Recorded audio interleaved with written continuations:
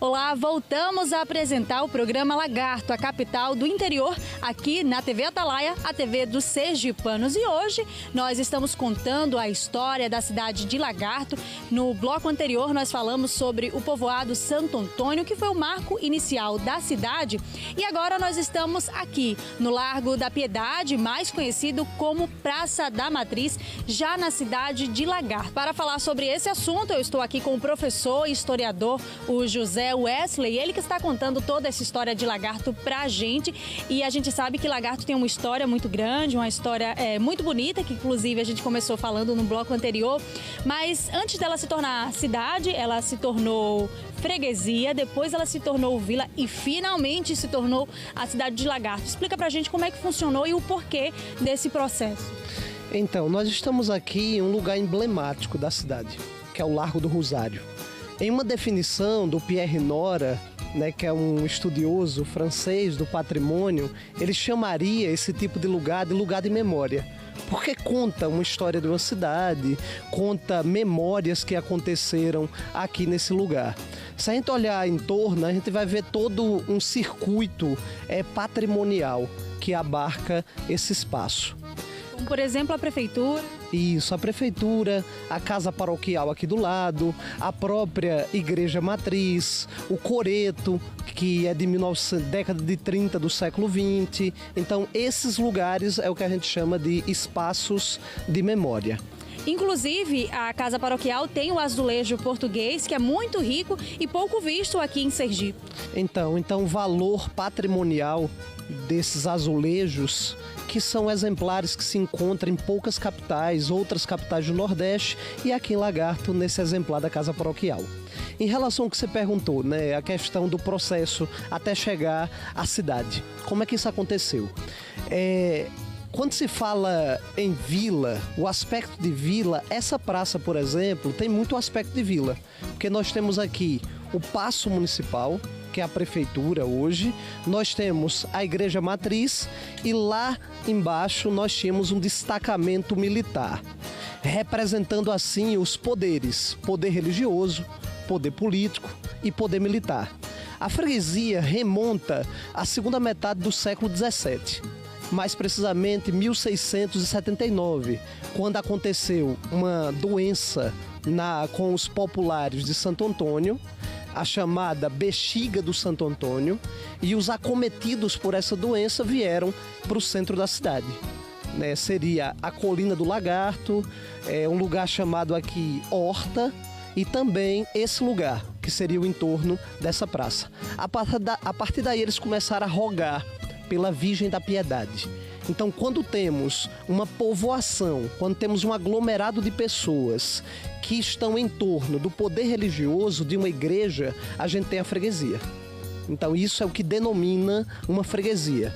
No ano de 1697, aí Lagarto vai ser elevado à condição de vila, que já teria esses aspectos os quais eu mencionei há pouco.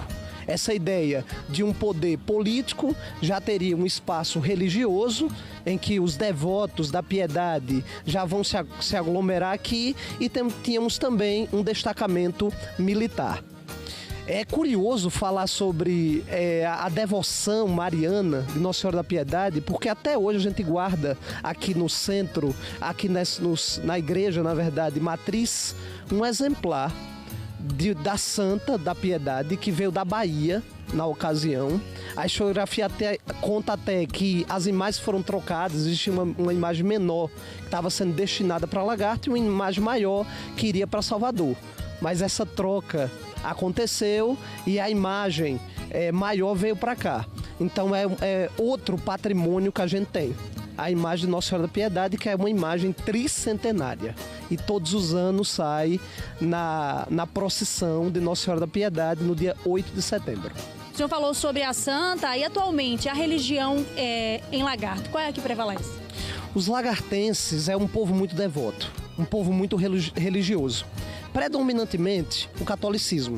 É claro que a gente tem aqui os que cultuam as religiões afro, claro, as religiões evangélicas também, mas ao se falar, a gente estava no Santo Antônio, né? Então o lugar já tem nome de santo, em homenagem ao sesmeiro. A gente chama Lagarto carinhosamente de Terra da Piedade. Então a mãe, né, Nossa Senhora da Piedade, na tradição católica. Nós vamos daqui a pouco para o Largo do Rosário. Então Lagarto está assim envolto a essa devoção, a essa fé, né? Tanto quando se remete aos seus santos, o santo casamenteiro, e também as várias manifestações que tem Nossa Senhora pela tradição católica. Nossa Senhora da Piedade, que é a padroeira da cidade, e também a Virgem do Rosário. E a gente fala sobre os santos, mas a gente parou na vila e tem também a parte da cidade, onde finalmente ela se tornou a cidade de Lagarto. Como foi esse processo? Isso, é uma história um pouco controversa, essa ideia de cidade. Porque assim, Lagarto ela não se emancipa de ninguém.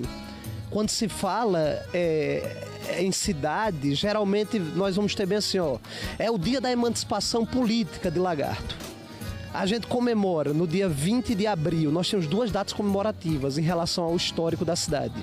O dia 20 de abril seria o aniversário da cidade, porque no ano de 1880, Lagarto foi elevado à condição de cidade, não se emancipa de ninguém. E no dia 20 de outubro, a gente comemora o dia da lagartinidade, que é essa identidade com relação ao ser e ao pertencer a Lagarto. E o senhor acabou falando aí do aniversário, da emancipação, e Lagarto completou, inclusive, 139 anos, mas tem gente que diz que a cidade tem mais de 300 anos. O que é que prevalece aí nessa história?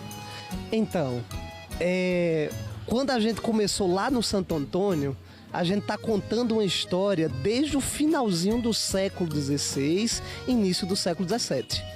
Então, quando a gente pega como referência o dia 20 de abril de 1880, aí sim, a gente tem a ideia de comemoração do aniversário da cidade.